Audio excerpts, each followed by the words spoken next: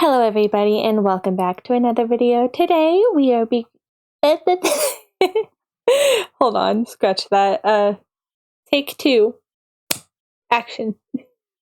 Today we are going to be going over how to import custom assets into the game. Things like tile sets, characters, doors, all sorts of fun stuff like that. So at the beginning, after I finish my little intro, I'm going to be having a speed draw of a character. It's not perfect, but I just kind of threw it out there. And then I'll have the timestamps lifted so you can skip to when I actually start explaining stuff. But yeah, I'll see you all in the video.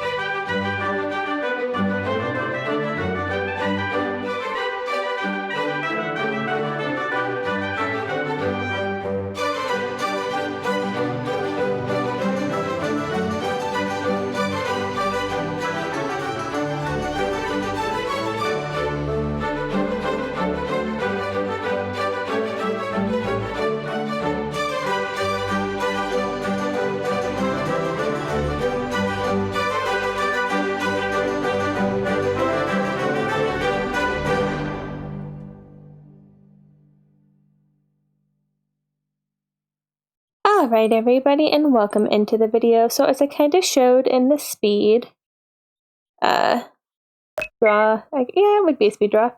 I made a hold on a second.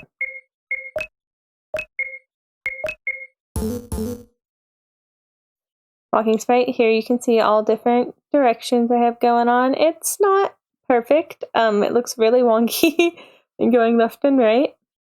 But I really like the down one, so you know, there's that. And then I also made one that's smaller than the normal one, which is in the middle. And yeah, you can see all of them here. So let me go through the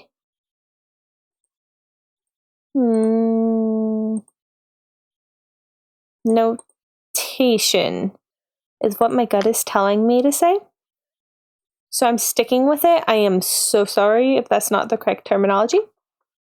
But okay, so here I have, all right, this one's different. I made this one with the Stella character generator. That's what that one came from. But it's the same thing. There is only one character set in here, and it is not normal sized.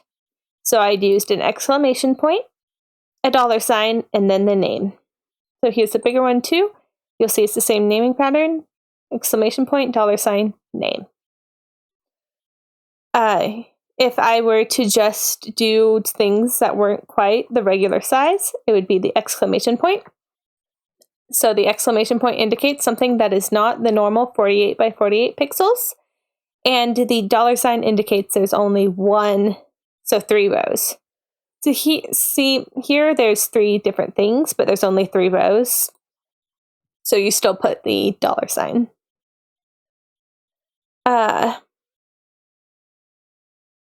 These guys, I honestly don't know.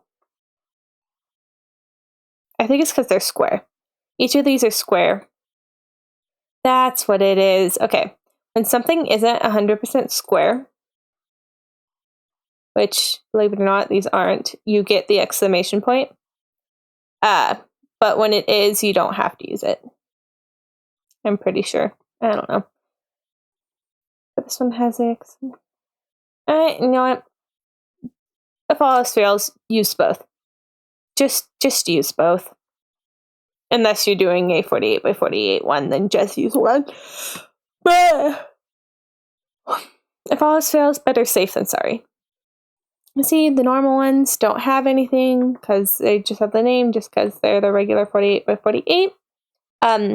Each character in default RPG Maker with no plugins is 3 across and 4 down.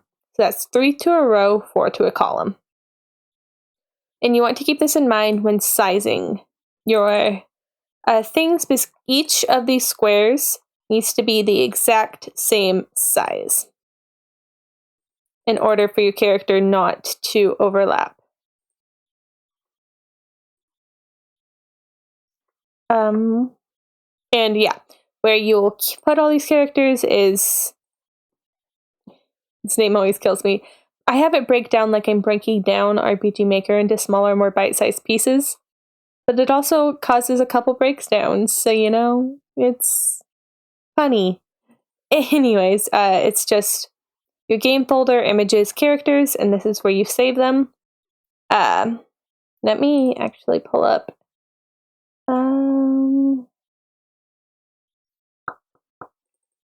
Here, you're for characters. It doesn't always have to be actors or anything like that. In the minigame stage, I have a lamp that appears on the screen. I have buttons. I have all sorts of other things that pop up on the screen. Eggs for players to connect, arrows, selection icons, and get creative with it. Because you can genuinely do so much different stuff with RPG Maker. You just have to get creative with it. Now, yeah. The This formation drives me nuts every time. I should just go fix it.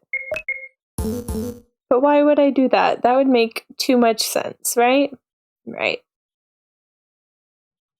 Anyways. So the other day, just a couple weeks ago, made a video on tile sets, and I went over how tile set functionality works. So if that is what you want to see, go ahead and pop over to that video. That is not what I'm going to be going over today. What I'm going to be going over today is how to import custom tile sets. So let's just start here and go with custom. My gut's telling me I spelled that wrong. But I'm ignoring my gut for now. All right. So we're going to make a custom outside. You know what? Actually,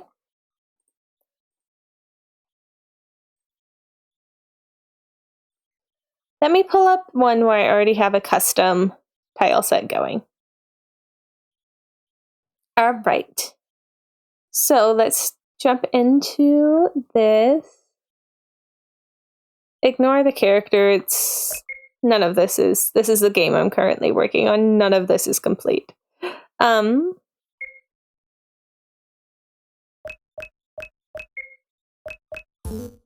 right. So here we have a bunch of tile sets that I have made.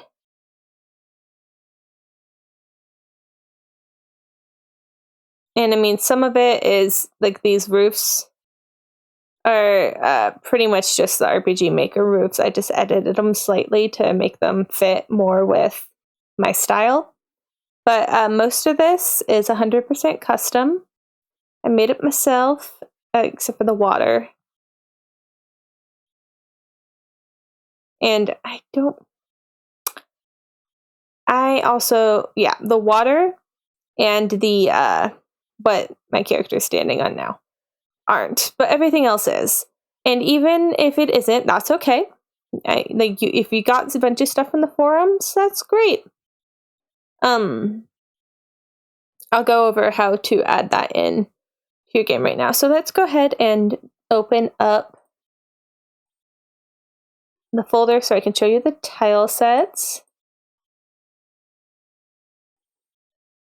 I have a bunch of plugins on this project, so ignore all the extra folders in the image folder. They have no relevance. All right, so, okay, I have two different custom tile sets here. I have T and I have F.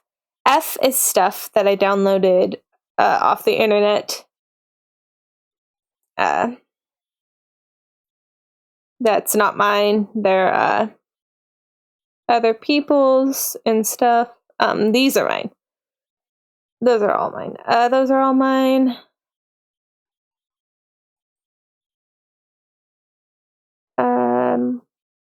Some of those are mine. No, those are all mine. Yeah, those are all mine. Those are not mine. Those are mine. Oh, I need to remember I have these here. I forgot about those. Anyways, let's just jump to T because I know that those are custom. Okay, so I made all these. A lot of this is based on, shoot, what's it called? I just finished playing it. What the heck? Minish Cap. The kind of colors and style of the Minish Cap is what inspired a lot of these custom ones, which is perfectly okay. Take inspiration from games you think are pretty. Just don't copy paste directly, because that means you're infringing on copyright law, and you don't want to do that.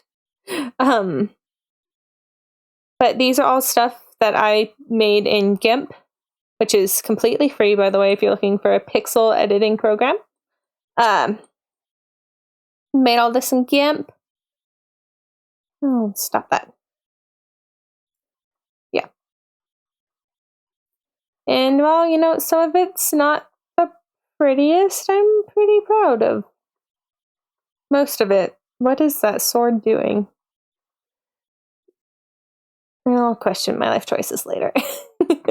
But, so yeah.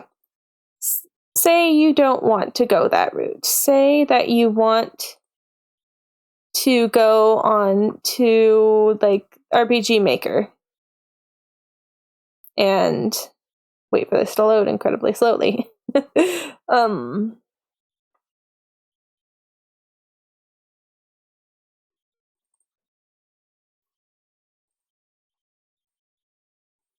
Okay. So here we have my outside one I'm working on for custom stuff. Ignore the signs. Everything is very much a work in progress. No, I was very strangely proud of these little. It's based on the thing in Twilight Princess, if you've ever played it, at the beginning with the pumpkin head that you can blow up with a slingshot. But yeah, say I got distracted. You want to. Oh yeah. Note. There's always room for improvement. These were the trees and everything I was using. And then this is what I'm using now. Okay. The colors, like this is way, way too saturated for the style I was going for and everything. So just never stop fiddling with it. You can always improve. But anyways, say I downloaded this off the internet. And I'm like, okay, well, I don't want to use all of these, but I really like this tent. So I'm going to, well, first thing I did is I created a grid, which is view, show grid, and then image configure grid, and it is 48 by 48 pixels because that is the tile size I'm using. Then I drag it, making sure I'm on the edges of that grid, and I copy it, paste it. Probably helps if I'm on the right layer. There we go, copy paste it. Now we have a tent. So what you would most likely want to do, I'm sorry if you can hear that, my dog decided she had a very itchy face, is create E file where you just conglomerate all of the items that you're putting together.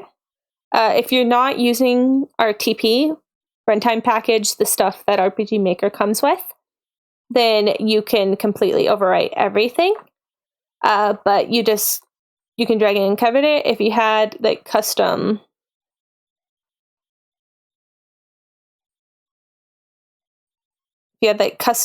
walls, this is the RTP. If you had custom walls, you just bring it in and cover this and export it either under a same name or a different name. If you're just completely replacing it and you don't want it, you could just overwrite the original. Otherwise, you'd want to export as and change the name. And then that's how you get custom stuff into your game. Now, once you're in your game, I just replaced the runtime package with my stuff. As you can see, how I am doing it is as I go through each individual map, if I need something, I make it. I go in and I draw it, and then I drag it into the game. Like, here, I needed like a little area. I don't know why that is there. Where you could be training, so I needed swords and weapons and everything. So I went in and I drew those. I needed banners to hang over this. So I went in, I drew them, and I drew little poles for the banners to hang off of and stuff. And so I always just go in and draw as I need. But anywho,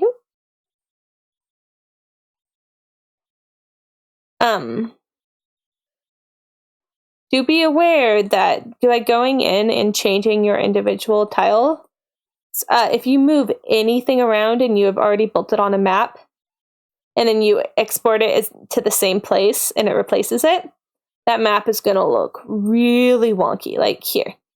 For example, I have this set on my outside, right? If, say, I change something and I moved the tile sets around, that is completely different. Everything looks all wonky, nothing's in the right place. And yeah, so just be aware that if you're going to move stuff around, check all of your maps. Which is the danger of doing things how I'm doing section by section. because it can screw you over if you end up running out of room and needing to move something. What I would suggest then is just creating an entire new tile set where you can just copy, paste, and then edit one of these and do that. So that way, and make your new map set to that new tile set, because that way you don't affect any of the old maps and everything still works great. But